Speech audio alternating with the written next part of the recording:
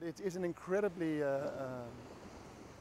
thrilling, exhilarating, challenging experience to be at the top of a 25 or 30-foot wave and looking down and seeing that big drop and having to negotiate that big takeoff. And for that one moment when you're paddling for that wave. The way Sean Thompson talks about surfing, you can tell he has as much passion for it today as ever.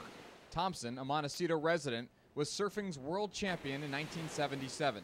He's now 51 and is serving as an ambassador for the sport, thanks in part to his new book, Surfer's Code. I think it's a special book. I think it has a wonderful message and how surfing can transform one's life. The book looks at 12 life lessons through surfing that are more than just relevant to the sport.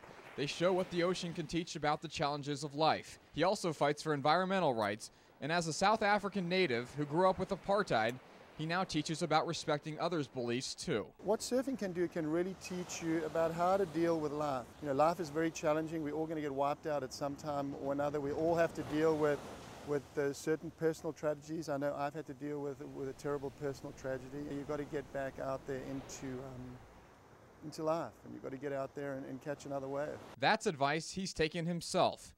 Right at the time that this book went to press, he and his wife suffered a terrible wipeout themselves. Their 15-year-old son Matthew died suddenly at his prep school in South Africa.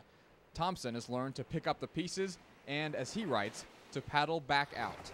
In Montecito, Andrew Luria, KCOI, CBS 12.